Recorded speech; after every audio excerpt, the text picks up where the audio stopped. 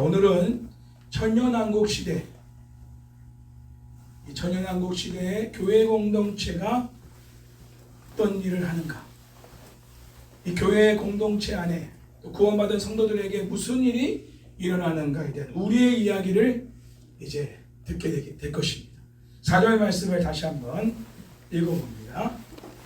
누구를 향한 얘기인가? 4절 시작. 또 내가 보좌들을 보니 거기에 앉은 자들이 있어 심판하는 권세를 받았더라. 또 내가 보니 예수를 증언함과 하나님의 말씀 때문에 목배임을 당한 자들의 영혼들과 또 짐승과 그의 우상에게 경배하지 아니하고 그들의 이마와 손에 그의 표를 받지 아니한 자들이 살아서 그리스도와 더불어 천년 동안 왕노릇하니.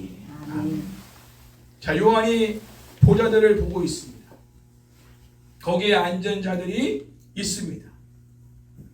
그들이 심판하는 권세를 받았습니다. 이 심판하는 권세는 누구로부터 받은 것일까요? 하나님으로부터 받은 것이죠. 자, 그렇다면 요한이 본 보좌에 앉아있는 사람들은 누굴까요? 바로 구원받은 성도들입니다. 교회 공동체를 말합니다. 하나님은 심판하는 통치의 자리에 구원받는 성도들을 앉히십니다.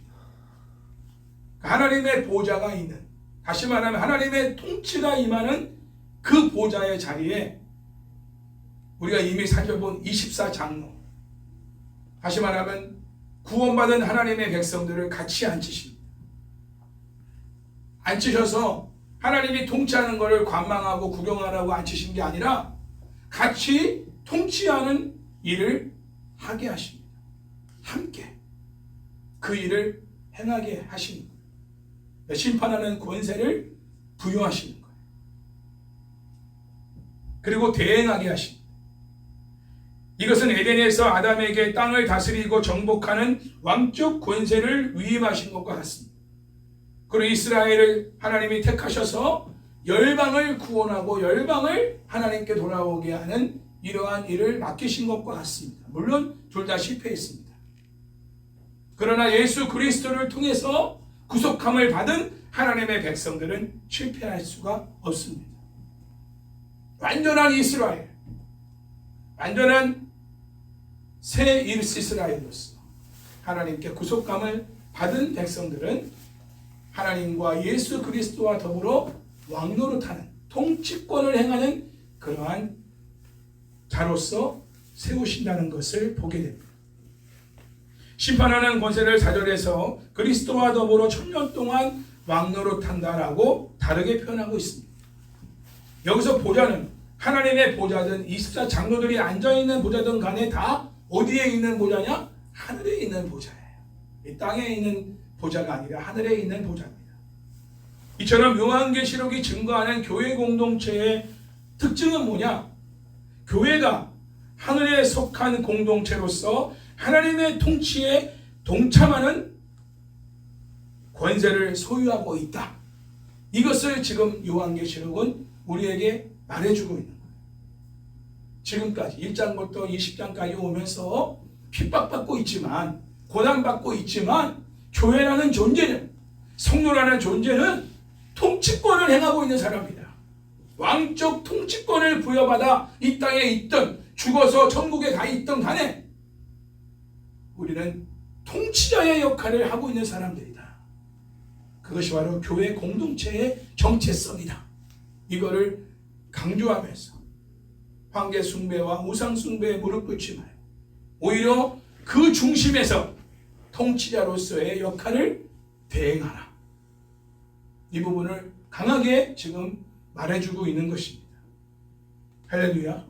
우리는 세상에게 이끌림받고 세상의 통치를 받는 존재가 아니라 세상을 이끌어가고 세상을 통치하는 존재라는 거예요. 제가 왜 선거에 관한 부분을 여러분에게 강조했냐면, 이 선거를 물론 국민들이 투표해서 뽑지만 후보들을 실질적으로는 이 일을 누구 통해서 하시느냐? 교회를 통해서 하시는 거예요. 이 땅에 왕을 세우고 국회의원들을 세워서 이 나라를 하나님 나라로 세우게 하는 역할을 누구를 통해서 하시느냐? 교회들을 통해서 하십니다. 나라의 문제를, 대한민국의 문제를 저 정치인들에게만 맡겨버리고 국회의원들에게 맡겨버리는 것이 아니에요. 우리 교회들이, 성도들이 적극적으로 이 대한민국의 일에 동참하고 앞장서서 간섭을 해야 됩니다. 데모하라는 얘기가 아니에요. 여론조사하라는 얘기가 아니에요. 선거운동하라는 얘기가 아니에요. 통치자로서의 통치권을 시행하라는 거예요. 그 중에 하나가 중보기도고, 더 나아가서 우리가 투표를 행사할 때도 기도하는 마음, 아니 기도하면서 내가 마음에 드는 사람을 선택하는 게 아니에요. 하나님 마음에 드는 사람을 우리가 기도로 우리가 알아보고, 기도하는 중에 하나님이 이 사람을 선택하게 하실 때 그 사람을 내가 투표하는 거예요. 좌파 우파 나눠져서 누구를 지향하고 나는 어느 진영에 있는 사람이다, 그런 거를 따라서 움직이는 존재가 교회가 아니에요. 할렐루야. 저는 그래 좌파 우파 따르지 않아요. 저는 친북과 친중을 저는 원하지 않은 사람이에요. 공산주의를, 저는 하나님이 공산주의를 가장 싫어하시기 때문에 저는 공산주의를 지향하는 어떤 사람들을 나는 반대하는 겁니다. 왜? 공산주의가 누구를 핍박합니까? 교회를 핍박합니다. 공산당의 최종적인 목표는 교회 말살이에요. 지금까지 우리가 겪었지 않습니까? 6.25를 통해서도. 지금 중국, 러시아, 사회주의, 공산주의 국가들이 무엇을 공격하고 있느냐? 그리스도인들을 핍박하는 역할을 하는 거예요. 적그리스도 역할을 하고 있는 거예요. 나는 그래서 그런 대상들을 추구하고 추종하는 어떤 대통령 후보나 국회의원 후보를 저는 지지하지 않습니다. 그 사람이 잘하든 못하든 뭐가 하든 간에 나는 어떤 중심을 갖고 있는 사람이에요. 나는 지금까지 그걸 가지고 투표에 임했던 사람이에요. 여러분도 하나님이 어디에 마음을 두고 있는가? 하나님 마음에 합한 사람이 누군가? 그리고 정말 교회 공동체와 연합하여 이 땅을 하나님 나라로 세워나갈 그런 일꾼이 누군가? 하나님의 뜻을 관철시켜 그 뜻을 이루는데 동참할 일꾼이 누군가? 우리 지역을 위해 봉사하고 잘 일할 사람을 찾는 게 아니에요. 대부분의 사람들은 그런 사람을 선택하겠죠. 우리 구를 잘 정말 살기 좋은 구로 만들 사람을 일꾼을 뽑겠지만 우리는 더 원대한 그림을 가지고 기도하며 한 사람의 후보를 선택해야 됩니다. 하나님 나라. 할렐루야. 이 땅에 하나님 나라를 세울 일꾼이 누구냐 이거예요. 그분의 뜻을 이루고 그분의 뜻을 이루어갈 낮은 마음으로 섬길 수 있는 그런 사람이 누구냐? 그걸 우리는 분별을 못하니까 하나님 앞에 기도하고 지혜를 구하면서 투표하는, 이게 바로 교회가 해야 될 일인 거예요. 하나님이 우리에게 그 고난을 맡기셨으니까. 지금까지 무관심하게 나라의 일들을 여러분들이 지금까지 생각했다면 회개하셔야 돼요. 이 나라도 하나님의 통치권 안에 있기 때문에 교회들이 적극적으로 이 통치권 안에서 통치의 일을 대행할 수 있어야 돼요. 예를 든 겁니다. 교회 공동체의 이러한 지위와 권세는 예수님의 초림부터 시작하여 재림 때까지 지속됩니다. 지금도 진행 중이죠. 예수님의 초림과 재림 사이의 시기, 곧 천연왕국 시기, 당시 로마 제국과 그 황제가 지배하는 세상에 임한 인과 나팔과 대접 심판의 기간과도 일치합니다. 그 당시도 천연왕국 시대니까 지금도 천연왕국 시대고, 그때 1세기의 그리스도인들이나 지금 21세기의 우리 그리스도인들이나 주어진 사명은 똑같습니다. 할렐루야. 상황만 다른 것뿐이에요. 그들에게 있어서의 가장 큰 문제는 황제 숭배죠. 우상 숭배죠. 그것과 싸워야 돼요. 하나님을 예배하는 삶을 지키기 위해서 황제 숭배를 거부해야 되거든요. 그거는 생명을 걸어야 되는 일인 거예요. 당신 굶어 죽을 각오를 해야 되는 거예요. 지금 우리는 어떤 문제 속에 있습니까? 무엇으로 인한 시험과 핍박이 있냐는 거예요. 그거 싸워 이겨야 돼요. 내 믿음을 지키기 위해서, 내 신앙을 지키기 위해서.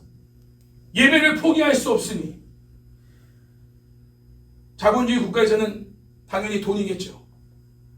물질적인 부와 성공, 이런 것들이겠죠. 이런 것들과 싸워야 되는 거예요. 예배를 타협하게 하는 것, 내 신앙을 타협하게 하는 그 어떤 요소와도 우리는 싸워서 내 믿음과 예배를 지켜야 된다. 이거는 천연왕국 시대에 사는 모든 그리스도인들이 각자의 상황과 처지와 받는 고통은 다르지만 함께 싸우고, 그리고 통치자로서의 주권 행세를 그 지역과 그 나라에서 행사를 해야 된다는 겁니다. 그게 교회의 사명이니까. 자, 그렇다면 교회 공동체는 심판의 자리에 있고 로마 제국과 그 황제가 지배하는 세상은 심판 아래 존재하고 있다는 사실을 지금 우리는 알아야 됩니다. 실제로 눈에 볼 때는 어때요? 로마 황제가 통치하고 있는 것 같죠?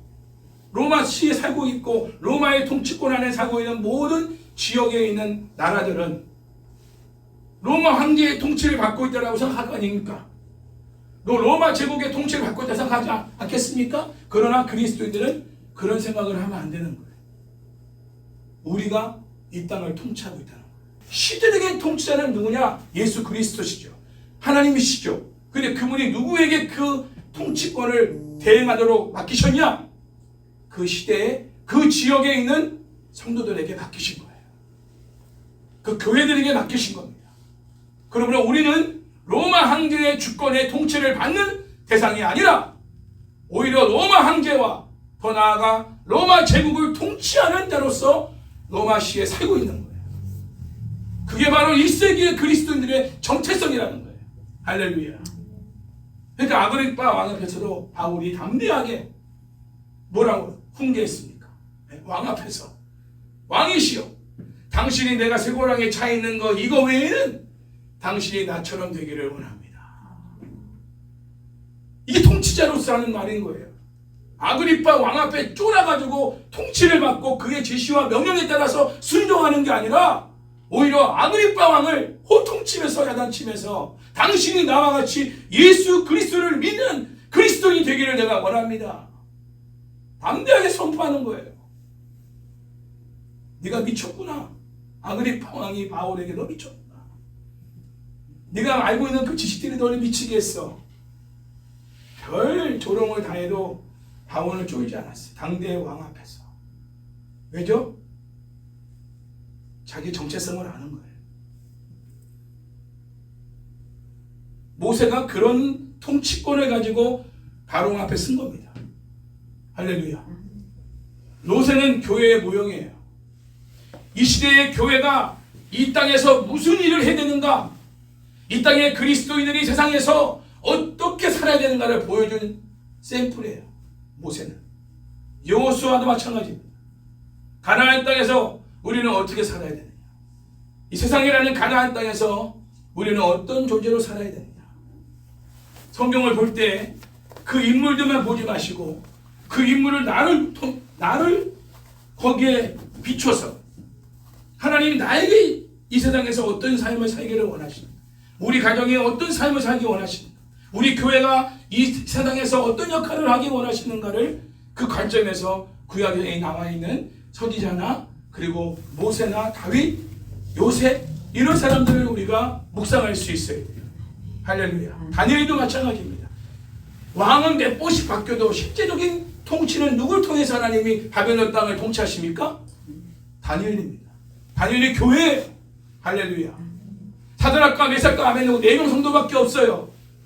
바벨론 땅에 있는 바벨론 교회는 성도가 4명입니다. 4명의 교회가 성도들이 바벨론을 다 통치하고 있는 거예요.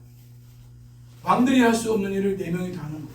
하나님이 누굴 통해서 다스린다고요? 성도들 4명을 통해서. 바벨론 왕이 아닙니다. 예수님이 이 땅에 오신 시간부터 예수님 재림하실 그때까지 그 시간이 천연왕국 시대. 그러니까 1세기의 그리스도인들도 천연왕국 시대를 살고 있었던 거죠. 구약은 그것을 예표하고 있는 거예요. 여러분 자신을 좀 그런 존재로 여기실 수 있기 바라요. 우리가 작은 교회 한다고 내가 무명의 목회자고 무명의 교회를 다니는 성도들이라고 어디 가서 쫄지 마세요. 나는 그게 중요한 게 아니에요. 우리는 하나님과 예수 그리스도와 더불어 왕노릇하는 그분의 나라, 그분의 제사장이에요. 할렐루야. 찬양했잖아요. 주님의 피로 우리 샀다는 거예요. 하나님께 드렸다는 거예요. 근데 나라와 제사장으로 삼으셔서 이 땅을 다스리게 하시는 거예요. 우리도 예수의 이름으로 사탄을 꾸짖으면 사탄이 결박됩니다. 할렐루야. 우리 그 권세를 갖고 있어요. 그 권세를 사용하시라는 거예요. 질병, 어떤 원수마귀들이 괴롭힐 때, 자녀들을 힘들게 할 때 예수 이름으로 떠나갈지어다. 대적하고 기도하고 안수하고 기도하고. 특히 아버지에게는 그런 권한을 더 주셨어요. 자녀들이 아프거나 뭐가 문제 있을 때 자녀의 손을 붙잡고 자녀의 머리에 안수하면서, 목사님만 안수하는 게 아니에요. 아버지가 머리에 안수하고 기도해주고, 학교 갈 때도 기도해주고 보내고. 주의 예수 그리스도의 이름으로 우리 딸을 괴롭히고 힘들게 하는 모든 악한 원수마귀들 나타낸 예수의 명으로 떠나갈지어다. 대적 기도하고 성령으로 덮어주시고 그리스도의 보혈로 덮어주시옵소서. 다 기도해주고 다 학교를 보내는 그 권한이 있어 우리한테. 아버지가 그냥 뭐 나와가지고 돈이나 벌어가지고 그냥 학교나 보내고 대학교 보내고 그거 안 하고 우리 제사장 삼으신 거 아니에요. 가정의 제사장으로서도 아버지는 자녀들의 신앙을 책임져야 돼요. 그 가장 중요한 게 기도죠. 기도의 권세를 사용할 수 있어요. 자녀들을 위해서. 다 풀어집니다. 아버지의 기도로. 할렐루야. 물론 어머니의 기도의 힘도 크지만요. 아버지가 제사장이에요. 가정에서는. 하나님 그렇게 세워줬다. 그래서 믿는 그냥 대충 교회만 다니는 그런 신랑들하고 결혼하면 안 되는 거야. 제사장 역할을 할 수 있는 사람을 택해야. 안 그러면 아내들이 2배로 고생해. 믿지 않는 엄마가 남편 목까지 기도해야 된단 말이에요. 남편이 기도해야 될 역할을 남편이 못하니까. 자식을 누가 키워? 엄마가 키워야지. 영적인 부분까지, 정서적인 부분까지, 육체적인 부분까지 다 엄마가 책임져야 돼. 감당할 수 있으면 하세요. 아버지 역할은 아버지가 해야지.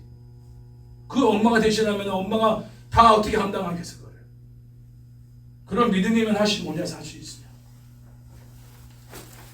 자, 그래서 요한은 이 보좌에 앉은 자들에 대해 상세하게 설명하는데 그들이 어떤 사람들이에요? 예수를 증언함과 하나님의 말씀 때문에 목배임을 당한 자들의 영혼들과 이미 죽은 사람들이죠. 천국에 간 사람들이에요. 또 살아있어 지금 짐승과 그의 우상에게 경배하지 아니하고 그들의 이마와 손에 그의 표를 받지 아니하는 자들이다. 확실하게 얘기하고 있어요.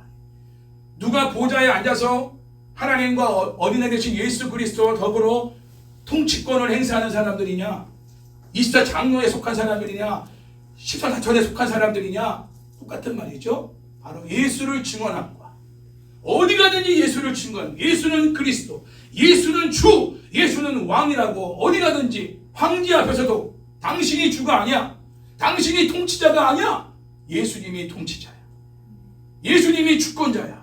담대하게 외치는 사람들. 회사 가서도. 그리고 하나님의 말씀 때문에 목배임을 당한 사람들. 말씀을 지키고 말씀을 전하기 위해 생명을 건 사람들. 그들의 영혼들 천국에 가 있죠. 그들이 하늘 보좌에 지금 거하여 천년 동안 주님 재림할 그동안 통치자의 역할을 하고 있다는 거예요. 우리 장로님도 그 역할을 하고 계신 거예요. 할렐루야.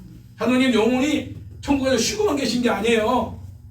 왕노릇 하고 계신다고. 할렐루야. 지금도 통치권의 일을 하고 계신다. 그리고 이 땅에 남아서 살아서 적그리스도, 자기가 왕이다, 자기가 하나님이다, 내가 주권자라고 말하는 그 적그리스도들, 짐승들과 그 우상들에게 경배하고 그들에게 속하여 표나 이마에 그런 손에 표를 받지 않는 건 그들에게 속하여 그들로 인해 사는 사람이 아니라는 거예요. 여러분 회사에 속해도 회사에서 주는 월급으로 사는다고 생각하면 안 돼요. 나에게 월급을 주시는 분은 하나님이시다. 할렐루야. 사업하시는 분들은 거래처 사람들이 우리에게 먹을 양식과 필요한 물질을 주는 존재가 아니라는 걸 인정하셔야 돼요. 거래처가 떨어져 나가도 실망할 필요 없어요. 거래처가 또 구축에 들어와도 흥분할 필요 없어요. 왜? 죽고 살게 하시는 분은 주님이시니까. 사업을 하게 하시고 그것을 이루시는 분은 주님이니까. 그걸 인정해야 돼 항상. 나도 주권자가 아니지만 거래처 사람들도 주권자가 아니에요. 그러니까 그들이 나를 좌지우지할 수 없어. 그가 오라면 내가 오고 그가 가라면 가는 게 아니에요. 주님이 오라면 오고 주님이 가라면 가야지. 예배드릴 때는 아무리 거래처 전화 와도 받지 마세요. 그래서 거래 끊겠다? 끊어.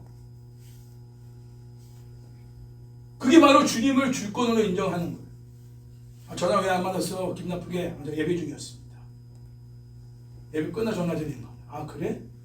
그 받아들이면 땡큐고, 아이씨 내가 중요하지 집 급해 죽겠는데 전화도 안 받고 말이야. 당신은 거래 안 해? 하지 마십시오. 알겠습니다. 싸울 필요도 없어. 거기에 흥분할 필요도 없고 그것 때문에 낙심할 필요도 없는 거예요. 왜? 사업을 하게 하시고 나에게 필요한 물질을 공급해 주시는 분은 주님이시니까. 실제로 여러분들이 부딪히는 그런 문제 속에서 그걸 인정할 수 있어야 되는 거예요. 머리로만 인정하는 게 아니라 삶에서 인정하고 드러내야 되는 거예요. 믿지 않는 사람들 앞에서도. 나의 주인은 예수님이십니다. 당신 때문에 내가 먹고 사는 게 아니야. 예수님 때문에 먹고 사는 거야. 이 부분을 분명하게 어필할 수 있는 사람. 돼야 되는 거예요. 그 사람들이 그리스도인이에요. 목배임 당하기도 해요. 그것 때문에 매매 행위가 안 되고 사업도 할 수 없는 상황에 놓이기도 합니다. 정말 먹고 살기 힘들 수도 있어요. 그래도 그 중심을 지키는 거예요. 자, 그 두 가지 특징을 아시겠죠? 예수를 증언함과 하나님의 말씀 때문에 목배임을 당하는 영혼들, 그리고 짐승과 그 우상에게 경배하지 아니하며 그들에게 속해서 그들에게 빌붙어 가지고 먹고 사는 사람이 아니라 주님을 통해서 지원을 받아 살아가는 사람들. 그런 사람들, 그들이 바로 20서 장로에 속하는 사람들이다. 자, 하늘 보좌에 앉아있는 성도들은 예수의 증언함과 하나님 말씀 때문에 죽임을 당한 성도들만이 아니라 죽임을 당하지 않았지만 우상에게 경배하지 아니하고 하늘에 속한 자로서 순교적인 각오를 가지고 세상에서 살아가는 성도들을 의미합니다. 1세기 당시 성도들은 하나님을 향한 예배와는 공존할 수 없는 황제 숭배라는 정치적 종교적 이데올로기를 강요받던 시대였습니다. 그러니 당연히 순교적인 믿음을 갖고 있지 않으면 예배를 드릴 수가 없는 상황이고 황제 숭배를 거부할 수가 없는 상황이죠. 순교적인 믿음이 필요했습니다. 심지어 이마와 손에 황제의 표를 받지 않으면, 즉 황제에게 속하여 황제 숭배를 하지 않고서는 물건을 사고 팔 수 없었기 때문에 신실한 성도들은 경제적으로 궁핍할 수밖에 없었습니다. 지금도 북한이나 중국이나 무슬림 국가에서는 성도들이 순교적인 각오를 가지지 않고서는 하나님 중심의 신앙을 유지할 수도 없고 신앙생활을 유지할 수 없습니다. 아니, 이거는 미국에서도 마찬가지예요.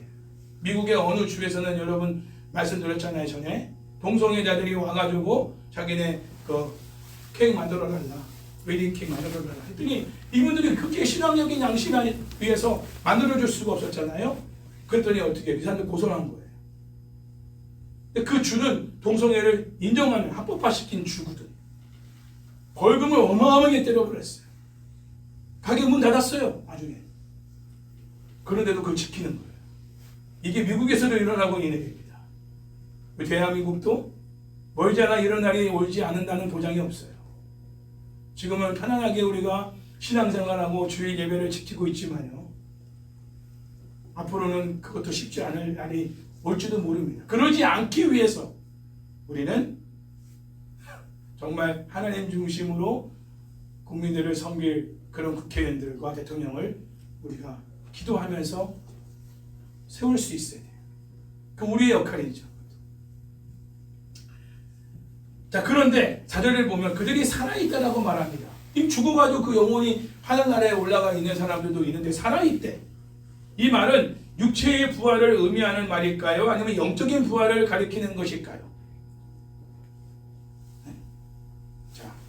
이 질문에 대해서 전천년 주자들은 신자들의 육체적 부활을 천년의 시간이 지난 이후에 천년의 기간에 의해 불신자들의 부활과 분리시켜 놓는다고 주장을 하고 있어요. 지금도. 그래서 천년왕국이 지나고 난 다음에 예수님이 재림하신다. 이런 얘기들을 하는 거예요. 예수님 재림 사건 때에 천년이 시작하고 그때에 이 본문이 말하는 것처럼 신자들이 살아나서 육체의 부활이 일어나면 천년의 기간이 흐른 후에 12절 13절에서 불신자들의 부활이 일어난다고 주장하는 사람들이 전천년 주자들이에요. 그러나 그들의 주장은 설득력이 없습니다. 왜냐하면 아주 간단해요. 부활은 첫 열매로서 예수님의 부활과 이 땅에서 성도들이 예수님을 믿어 구원, 곧 거듭남을 경험하는 영적인 부활과 예수님 재림 이후에 성도들과 불신자들이 받게 될 몸의 부활뿐입니다. 성경에서 어떤 다른 부활을 말하고 있는 게 없어요. 예수님이 부활의 첫 열매로서 부활하신 그 사건과 거듭남, 첫째 부활, 회심, 죽어서 우리 천국 가는 거, 통틀어서 첫째 부활이에요. 둘째 부활, 새하늘 새 땅에 들어가는 것이죠. 예수님 재림하신 이후에 믿는 사람이나 믿지 않는 사람들 모두 다 몸의 부활을 받습니다. 육체의 부활을. 그래서 영원토록 죽지 않을 몸을 입어요. 예수님이 변화산상에서 보여주셨던, 그리고 예수님이 부활하셔 제자들에게 다다랐던 그 모습처럼 희한하죠? 막 벽도 막 뚫고 지나가시고 같이 먹기도 하고 얘기도 하고. 근데 제자들이 못 알아봐 예수님을. 그렇죠? 근데 그 정도까지 신비한 모습이에요. 그런 모습으로 변해요. 우리도. 그리고 믿지 않는 사람들도. 그래서 우리는 어디로 가냐? 그 몸으로 새하늘과 새 땅에 가요. 불신자들은 어디로 가요? 영원한 불못으로 들어가요. 불멸의 몸을 입고 새하늘 새 땅에 가느냐, 불멸의 몸을 입고 영원한 불못에 들어가느냐. 이 예수님 재림 이후에 일어나는 영원한 부활, 영원한 사망을 말합니다. 그러니까 죽고 싶어도 죽을 수가 없는 거야. 그때는 자살도 안 돼. 지옥 간 사람, 저기 지옥이 아니라 불못에 들어간 사람. 불멸의 몸을 입었으니까 영원토록 그 몸으로 고통받는 거예요. 그리고 우리는 영원토록 왕으로 타는 것이죠. 이런 부활밖에 없어요. 할렐루야. 성경이 말하는 부활은, 그러니까 조천년주자들이 말하는 그런 부활에 관한 모습은 이치에 맞지 않는 부분이에요. 왜냐하면 지금 이 부분을 육체의 부활로 해석을 하거든요. 그러니까 말이 안 된다는 거예요. 천년왕국 시대에 이런 일이 있다는 것은 말이 안 된다는 거죠. 그 사람들 주장은. 우리 지금 천년왕국 시대를 살고 있는데, 그래서 무천년이라고 지금은 말하지 않고 복음주자들이 따라서 이렇게 현천년이라고 말해요. 현재 우리는 천년을 누리고 있다. 무천년, 천년왕국 시대가 없다는 게 아니라 지금 우리는 현재 천년왕국을 누리고 있다. 그래서 현천년설, 그걸 주장하고 있는 사람들이 최근에 이제 주장하는 복음주자들의 주장이고, 저도 그 주장에 같은 마음을 가지고 설교를 하고 있는 거예요. 근데 대부분의 사람들은 저천년주의자들을 주장을 따르고 있어요. 대부분 지금도. 그러니까 이 본문의 말씀을 어떻게 해석하느냐에 따라서도 그런 차이가 있다는 거예요. 살아있다고 하니까 육체 부활을 입은 거라고 이 사람들은 주장하는 거죠. 그러나 영적 부활을 의미하고 있는 것이다. 이 부분을 제가 말씀드립니다. 예수님을 믿고 의지하는 자들에게 임하는 영적 부활을 지금 의미하고 있는 것입니다. 성도들은 순교를 당하였지만 영적으로 살아있는 자들이며 짐승의 표를 받지 않고 황제 숭배를 거부하는 자들 역시 죽지 않고 영적으로 살아있는 자들이라는 거죠. 저와 여러분도 지금 영적으로 살아있는 존재인 겁니다. 이것은 육체의 부활 이전에 발생하는 영적 부활을 의미하고 있다는 거예요. 천년왕국이 끝나는 예수님 재림 때에야 신자와 불신자와의 육체의 부활이 일어납니다.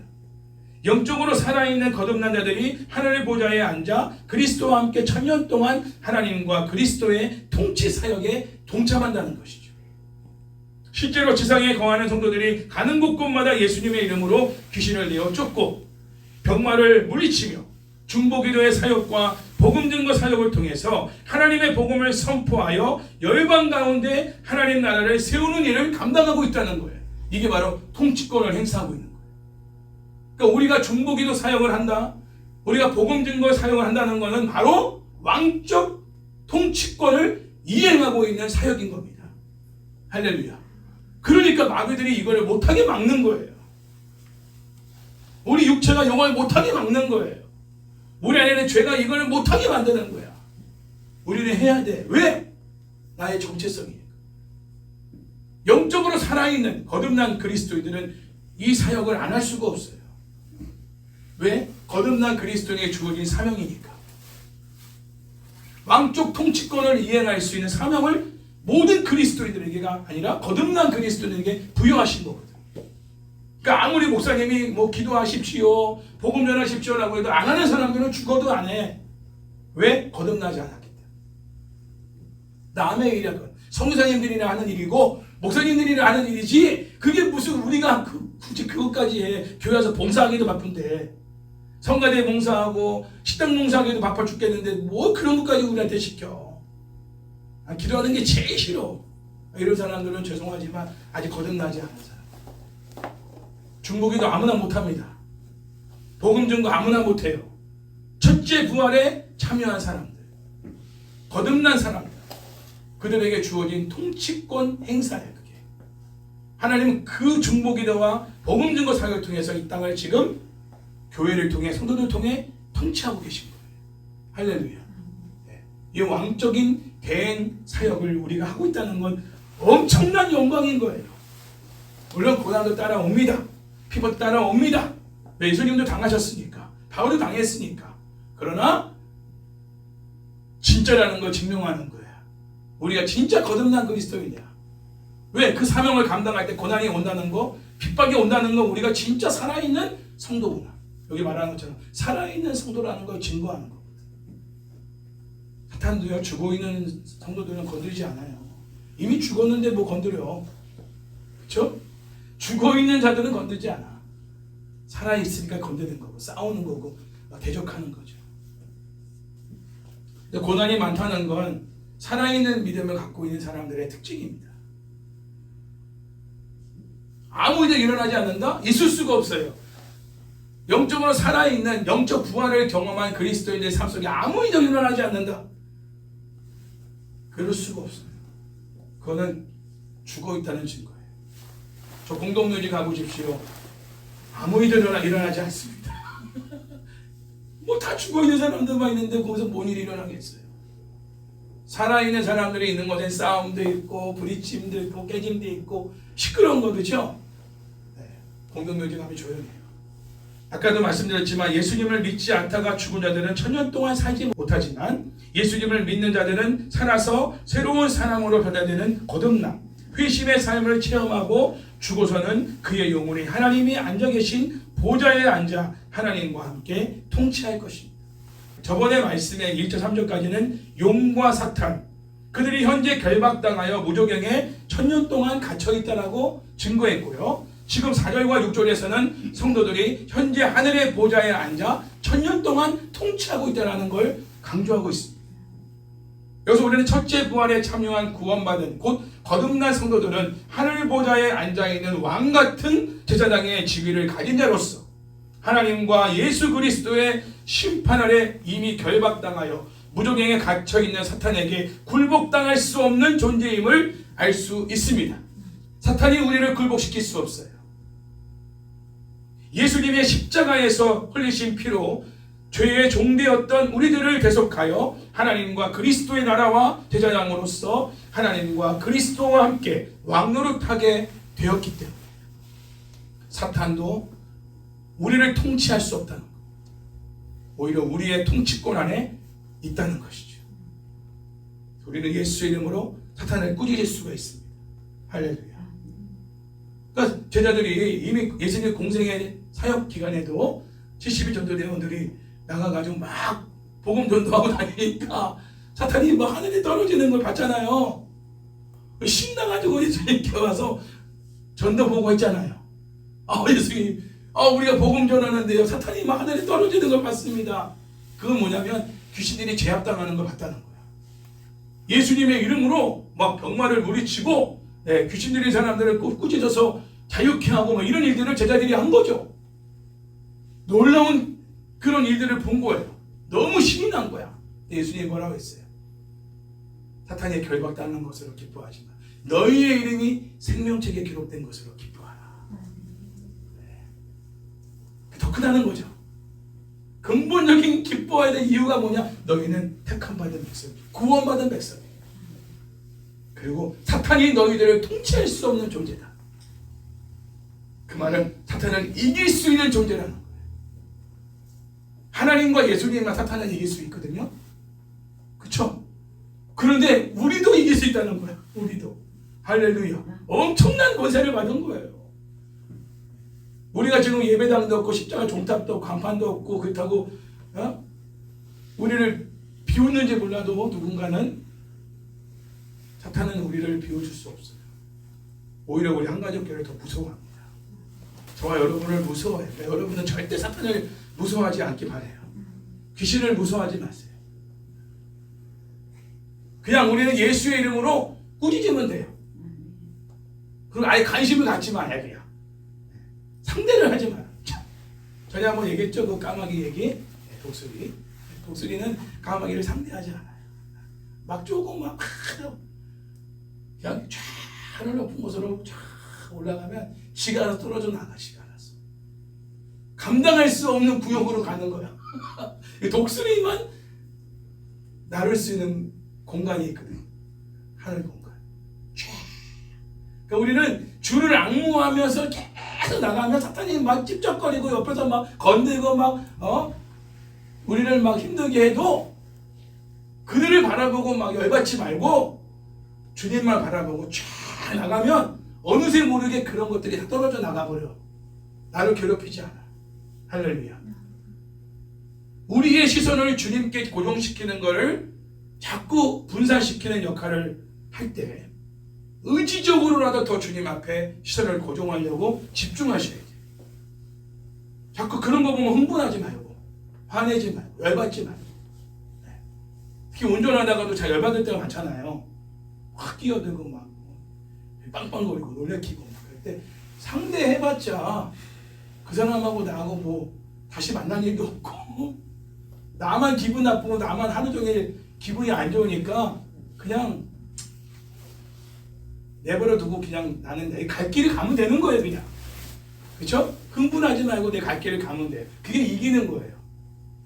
모든 상황에서. 집에서도 마찬가지. 자꾸 누군가 자꾸 이상한 나에게 좀 힘들게 하는 사람이 있으면 상대하지 마세요. 그냥 조용히 나가서 걷든지 조용한 골방에 가서 기도를 하든지 주님을 찾으면서 그 안에서 해결하세요. 그들과 상대하지 마시라. 그게 사탄을 이기는 방법. 미끼 던졌을 때 미끼를 먹으면 안 돼요. 우리는 그거를 그냥 무시해버려요. 그게 이기는 거예요. 우리를 통치할 수 없어. 사탄은 절대로 명심하십시오. 우리가 사탄을 통치하고 통제할 권한을 가진 사람들이다. 할렐루야. 잊지 마십시오. 교회 공동체의 통치 행위는 철저하게 예수 그리스도께서 시작하신 통치를 공유합니다. 이미 14장 1절에서 교회 공동체를 상징하는 14장 4절은 어린 양과 함께 시온산에 서 있고 14장 4절에서는 어린 양이 가시는 곳마다 그를 따라가는 자들로 표현했습니다. 어린 양 예수님이 가시는 곳이 고난의 장소일 수도 있고 통치의 장소일 수도 있다는 거예요. 어디로 인도하시든 우리는 따라가는 거예요. 고난의 현장에 갈 수도 있어요. 그러나 통치의 현장에도 우리는 갈 수 있다는 거예요. 어디로 인도하시든 우리는 고난도 받고 통치도 행하고 고난의 현장에서도 우리는 통치할 수 있는 거예요. 보세요. 예수님이 십자가상에서 돌아가셨을 때는 예수님이 지는 것 같죠. 예수님이 철저히 실패한 것 같이 보이지만 예수님은 그 죽음을 통해 이기신 거예요. 고난을 통해 이기신 거죠. 사탄을 승리하신, 사망한 권세를 박살내버리신 거예요. 죽음으로 죽음을 이기신 거예요. 성도의 고난은 사탄을 깨부시는 강력한 무기입니다. 고난 받았을 때 우리가 인내하며 무릎으로 기도하며 버티고 견디면 우리가 승리합니다.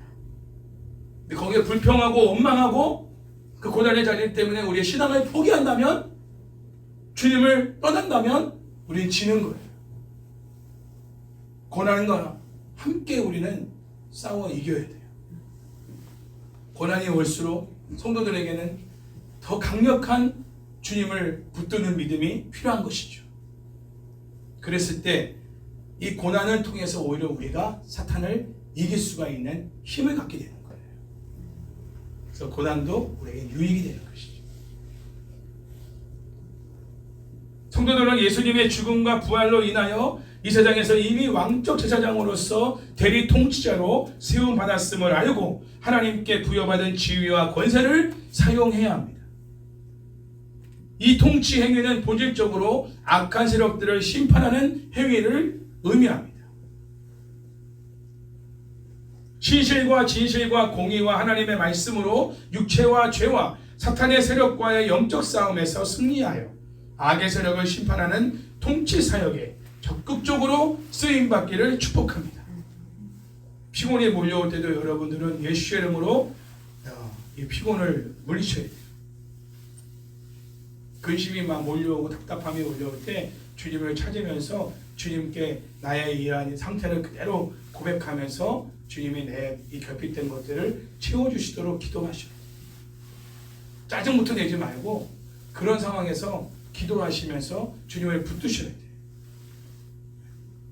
자, 5절 말씀이 있습니다. 그 나머지 죽은 자들은 그 천년이 차기까지 살지 못하더라. 이는 첫째 부활이라. 자, 여기서 그 나머지 죽은 자들은 누구를 말하느냐? 사전에서 목배임을 당한 자들의 영혼들과 또 짐승과 그의 우상에게 경배하지 아니하고 그들의 이마와 손에 그의 표를 받지 아니한 자들을 제외한 나머지 사람들을 가리킵니다. 자, 그렇다면 그 나머지는 살아있는 사람들입니까? 죽어있는 사람들입니까? 영적으로 죽어있는 사람들이죠. 아까 살아있는 사람들은 예를 들었잖아요. 그 사람들 나머지 사람들이라고 했으니까 다 죽어있는 거야. 교회 안에도 죽어있는 사람들이 있어요. 영적으로 다 살아있는 게 아니에요. 자, 불신자들을 말하는 것이죠. 불신자들. 교회 안에 있는 불신자, 교회 밖에 있는 불신자들을 말합니다. 그들은 어떻게 돼요? 영적으로 죽어있는 사람들이.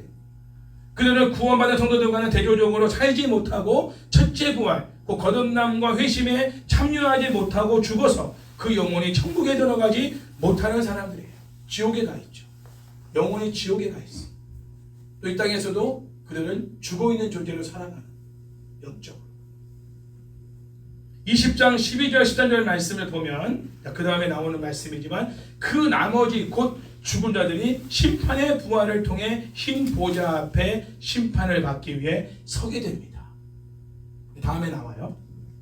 특별히 그 나머지 중에서 육체적으로 죽은 자들은 천년 동안 바다, 요한계시록에서 말하는 똑같은 표현인데 바다 그리고 사망, 지옥 같은 표현입니다. 바다, 사망, 지옥에 갇혀 있다가 마지막 심판 때에 심판받기 위해 육체가 부활하여 다시 불과 유황이 타는 못에 던져져서 영원한 심판을 받게 될 사람들이죠.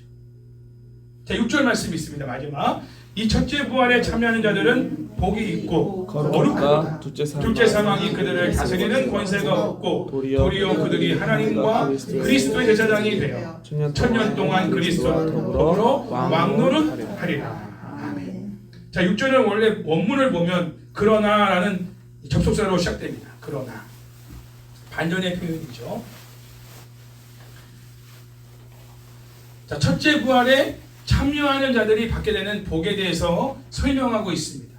첫째 부활이 영적 부활이고 영적 부활이 하나님의 생명을 얻게 되는 것이기에 진정한 복이 아닐 수가 없는 것이죠. 첫째 부활에 참여한 자들에게는 둘째 사망의 권세가 영향을 줄 수 없다라고 말합니다. 둘째 사망이 뭐라고 그랬어요? 영원한 사망, 영원한 불못에 던져지는 사망. 우리는 거기에 거할 수가 없다는 거예요. 그리고 영원히 꺼지지 않는 유황불, 똑같은 말이죠. 던져질 수가 없다. 자, 이러한 사실은 첫째 부활이 하나님과 그리스도의 제사장이 되는 사실에 피로 충분한 환경을 조성해 주었다는 것을 말하고 있습니다. 우리가 이 땅에서 하는 이 사역, 중보기도의 사역과 복음 증거의 사역, 다시 말하면 통치 사역에 우리가 참여하며 쓰임받는 사람들은 둘째 사망에 거할 수가 없다. 둘째 사망의 권세가 우리에게 영향을 미칠 수가 없다. 하나님과 그리스도 제사장이 된다는 것은 대리 통치자의 지위를 얻게 된다는 것을 의미합니다. 제사장은 어떤 역할을 하는 거예요? 구약에 하나님을 대신해서 세상으로 나아가서 하나님의 통치를 드러내죠. 이스라엘 안에서는 어떻게 해요? 하나님을 대신해서 하나님의 마음을 이스라엘 백성들에게 전해주는 역할을 하잖아요. 그리고 백성들이 지은 죄를 가지고 하나님께도 나아가서 대신 회개기도 하잖아요. 이게 제사장의 역할이에요. 자, 두 가지 사역 아까 얘기했죠. 중보기도 사역은 어떤 사역이냐면 죄인들의 어떠한 여러 가지의 회개할 내용 또 강구할 내용들을 가지고 우리가 하나님께 나가는 예수님의 이름으로. 그래서 강구하는 거예요. 그게 중보기도 사역이죠. 제사장으로서의 중보기도 사역이 우리와 모든 죄인들의 어떠한 문제들을 가지고 하나님께 나아가는. 그리고 복음 증거 사역은, 말씀 증거 사역은 하나님의 어떠한 마음과 뜻을 죄인들에게, 세상에 전해주는 역할을 하는 거예요. 이 두 가지 사역이 결국 하나님의 어떤 마음을 죄인들에게 전하는 사역과 또 죄인들의 어떠한 상황을 하나님께 아뢰며 호소하는 이 사역이 바로 중보기도 사역과 복음 증거 사역입니다. 제사장의 사역이에요. 우리는 한 가지만 하면 안 돼. 두 가지 다 해야 돼요. 중보기도 사역도 해야 되고 복음 증거 사역도 말씀 증거 사역도 해야 돼요. 그게 바로 거듭난 첫째 부활에 참여한 사람들의 특징입니다. 그 사역을 안 하고 있다. 아무리 강조하고 뭐 하라고 교회에서 뭐 프로그램을 하고 뭘 해도 동참하지 않는 사람들은 거듭나지 못한 사람. 그거 내가 왜 해? 이런 사람. 그럼 아무리 하라고 해도 못해. 5분 이상을 할 수가 없어. 복음 전하는 것도 그렇게 할 수가 없어. 거듭나면 내 안에 예수의 생명이 있기 때문에, 예수의 피가 흐르고 있기 때문에, 성령이 내 안에 내주하시기 때문에 내가 하는 게 아니라 성령님이 나를 이끌어 가시는 거예요. 할렐루야. 결국은 중보기도 사역이나 복음 증거 사역도 누구의 사역이에요? 성령의 사역이에요. 성령이 내 안에 내주하고 있다는 증거죠. 그게. 만약 그런 사역이 없다면 성령이 내 안에서 일하고 계시지 않다는 거예요. 곧 죽어 있다는 거죠. 영적. 하나님의 생명은 성령이 나에게 임하는 것으로 증거가 되는 거거든요. 거듭났다는 건 뭐냐면 하나님의 생명을 내가 받았다는 거예요. 하나님의 생명이 뭐예요? 성령으로 내 안에 내주하시는 예수 그리스도십니다. 그리고 이 말씀이 또 생명이죠. 그 말씀이 문자적인 말씀이 아니라 이게 완전히 내 말씀인 거예요. 레마의 말씀, 로고스가. 그래서 이 말씀을 내가 깨달을 수도 있게 하시고 이 말씀을 내가 지켜 살도록 역사하시는 영이 내 안에 거하시는 거예요. 성령이 스승되셔서 진리를 가르치시고 그 말씀 한 절 한 절이 내 마음에 교훈이 되게 하시고 그 교훈대로 살게 하시고 그 말씀을 증거하면서 내 삶을 보여주는 거예요. 사람들한테 봐라! 말씀이 내 삶에서 이런 일들을 이루지 않았느냐. 이 말씀은 살아있는 말씀이다. 이거의 증거가 바로 내 삶을 통해 보여지는 거예요. 그게 바로 복음 증거의 사명을 감당하는 거예요. 그냥 문자 정도는 복음만 전하는 게 아니라 내 삶을 통해서 복음을 보여주는 거죠. 그 사명을 감당하는 사람들이 첫째 부활에 참여하는 24장로의 대열에 속해 있는 통치권을 행사하는 사람들입니다. 특별히 여기에서 하나님의 제사장뿐만 아니라 그리스도 제사장이 될 것이라는 이 말은 하나님과 동등한 그리스도의 통치를 대리하는 역할을 첫째 부활에 참여하는 자들이 감당해야 하는 일임을 드러내고 있습니다.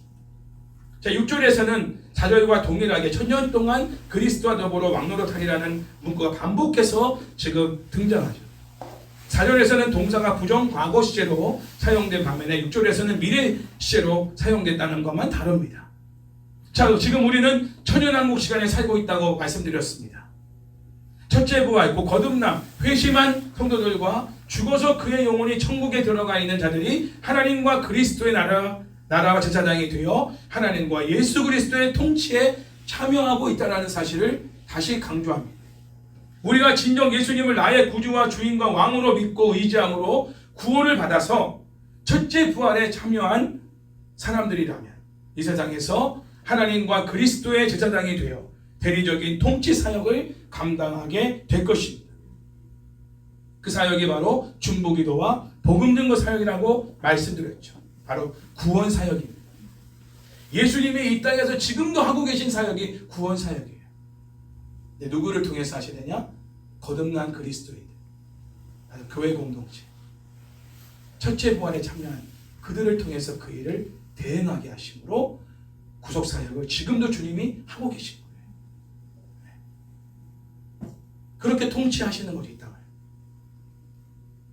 그러므로 우리는 숨을 거두는 순간까지 십자가의 길, 순교자의 삶을 살아야 합니다.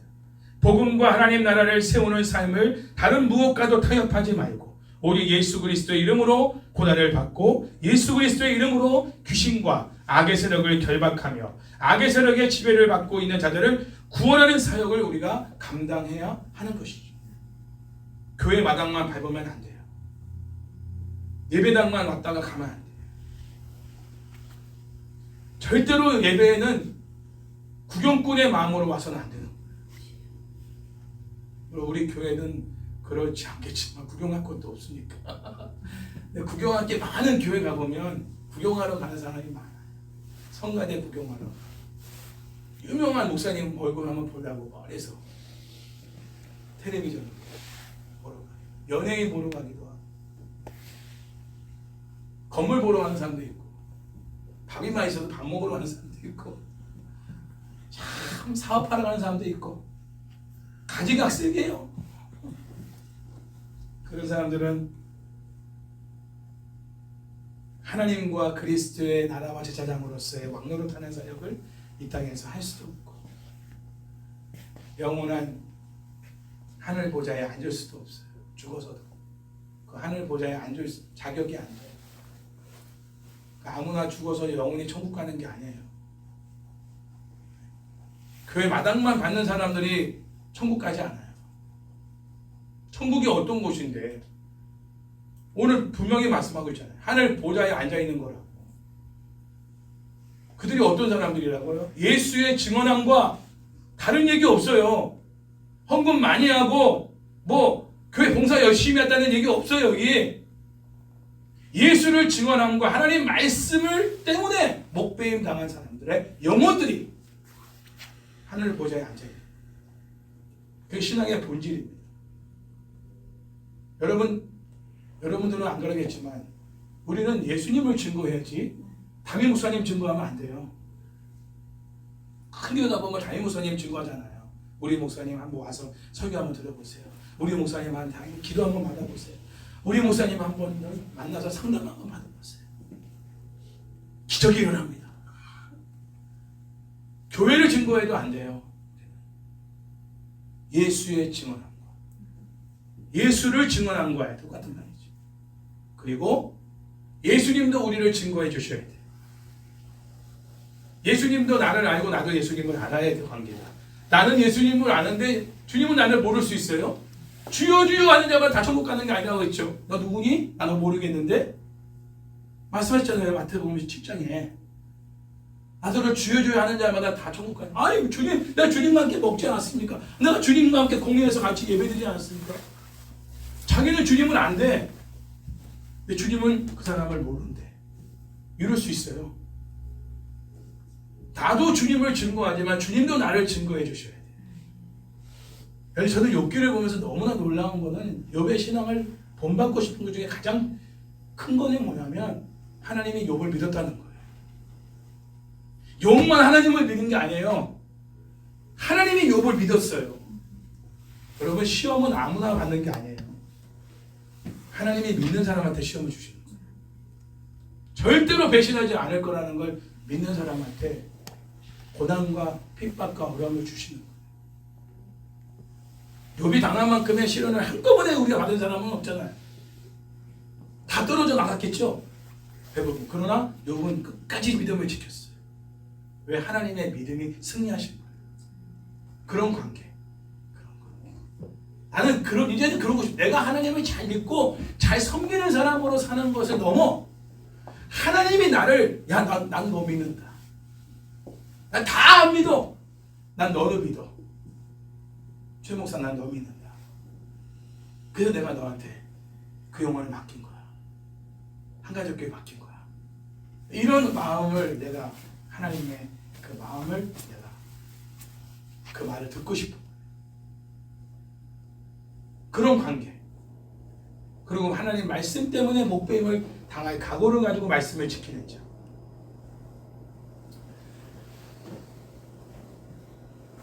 그런 사람들이 바로 이런 왕적 통치의 사역을 감당하는 것입니다. 우리는 주일에 예배만 참여하는 종교 생활로 만족해서는 결단코 안 됩니다. 중보기도 사역, 복음 증거 사역을 감당할 수 있어요. 저는 너무 감사한 건 뭐냐면 두 번째 개척한 우리 한가족교회는 첫 번째 개척한 한가족교회 때는 제가 막 기도하라, 막 복음 전합시다라고 참 많이 강조도 하고 그런 세미나, 그런 어떤 교육, 양육 참 많이 했어요. 그래서 중보기도는 우리가 많이 했지만 주로 사역을 많이 했을 때는 막 섬기는 사역들, 몸으로 때우는 사역들 참 많이 했죠. 근데 하나님 지금은 우리가 그런 걸 할 수 없어. 오로지 본질적인 이 두 가지 사역을 할 수 있게끔 우리를 다른 것에 다 차단시켜 버렸어요. 청소할 것도 없잖아. 우리는 교회 와서 예배당 청소할 것도 없어.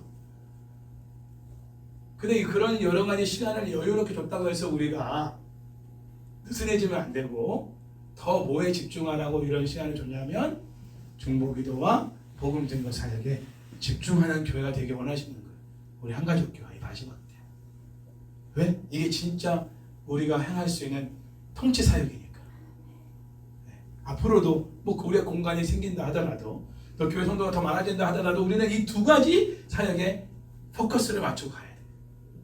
다른 거는 안 해도 그만이야. 해도 그만이야. 그러나 이 두 가지는 반드시 해야 돼. 그렇죠? 여러분 교회 와서도 분주하면 안 돼요. 사역 때문에 분주해서 막 예배도 제대로 못 드리고 뚜벅 졸다가 가고 그러면 안 돼요. 정말 사역을 내려놓더라도 예배와 중보기도, 복음증거 사역에 집중할 수 있어요. 기독교를 종교로 믿고 종교 생활하는 사람들은 첫째 부활, 거듭난 자라고 말할 수가 없습니다.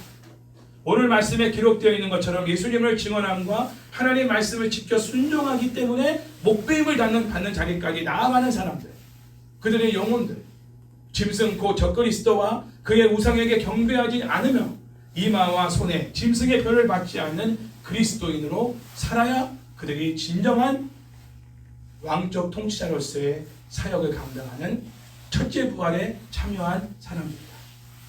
더 나아가 복음 대신 예수 그리스도를 증거하고 하나님 말씀을 전하며 지켜 행하는 이유로 억울한 일을 당하고 핍박과 환난을 받을지라도 부활의 산소망 대신 예수 그리스도만을 의지하며 하나님의 능력으로 보호를 받으며 신실과 진실과 공의와 하나님 말씀으로 내 안에 있는 죄와 육체와 사탄과의 영적 싸움에서 승리하는 사람들. 제가 이번 한 주간 동안 회개했던 부분을 오늘 같이 회개했는데 저도 모르게 내가 뭔가 정하고 내가 먼저 계획을 세우고 내가 먼저 방법을 구상해서 하나님 이렇게 해주세요라고 기도하고 있더라고요. 그래서 하나님 여호수아가 아이성 전투에서 실패했던 방법을 쓰고 있더라고요. 하나님 회개합니다. 그래서 제가 다시 묵는 것부터 지금 하고 있는 거예요. 하나님 이렇게 해야 됩니까? 어떻게 돼요? 제가 처음에 개척할 때 그렇게 물었잖아요. 하나님 한 달에 150만 원이 들어가는데 제가 알바를 해야 될까요? 아니면 그냥 목회만 해야 될까요? 했을 때 하나님께서 바로 그 다음날 큐티 말씀으로 배우고 가르치는 일에 참여하라. 베드로전서 4장의 말씀으로 탁 답을 주신 거예요. 알겠습니다. 그래서 제가 그때 벼룩시장 같은 거 누리는 거 그거 안 하고 그냥 오로지 그냥 목회만 하겠다고 했을 때 하나님이 저에게 등대성교회를 이제 보내주셨죠. 그래가지고 이제 사례비를 받으면서 사역을 하게 돼요. 그거 딱 생각나게 하시고, 너 처음에 그렇게 했잖냐. 지금도 예배당을 필요하고 학원을 세우고 뭐 하는 부분에 있었어. 너가 나한테 할 것은 단가 아니야. 묻는 것이다. 너는 묻고 가만히 기다리고 있고 말씀에 귀를 기울여라. 그러면 내가 어떤 말씀의 장을 통해 큐티를 통해서든지 아니면 누가 하는 말을 통해서든 간에 성경을 읽을 때든지 내가 말씀으로 답을 주겠다. 기다려. 그리고 귀 기울여 들어. 그리고 그대로 해. 그럼 내가 책임진다. 알겠습니다. 스탠바이. 그리고 계속 묻고 있는 중에 이런 걸 깨닫게 하시는 분들 성령님 너무 감사합니다. 하사랑교회 아시죠? 천년의 가정교회에서 선교했다. 갑자기 전화 와서 어저께 목사님 잘 계시냐 하면서 그분도 여전히 그 자리에서 그 어르신들을 섬기면서 목회하고 계십니다. 목사님 제가 사모님 우리 집사님 얘기하면서 기도 부탁했어요. 아 그래서 전화하고 싶었나 보다. 목사님 언제 한번 바람 쐬러 와요. 네, 조용합니다. 여기 오십시오. 여기 우리 한가족교 있을 땐 감자를 보내주시면 한 박스 이렇게 1년에 한 번씩. 너무 고맙고 애들 시집가 장가 갔어요? 그랬더니 애들이 안 가려고 그래요. 제 선배거든요. 그분이요. 아무튼 그 전화 받으면서 또 위로해 주셨어요. 그분도 묵직하게 그 자리에서 그 일을 하고 계시더라고. 아무도 알아주지 않아요. 그 산속에서. 그래 이런 분들이 계시지. 진짜다 이런 사람. 저와 여러분도 진짜로 살기를 주의 이름으로 축복합니다.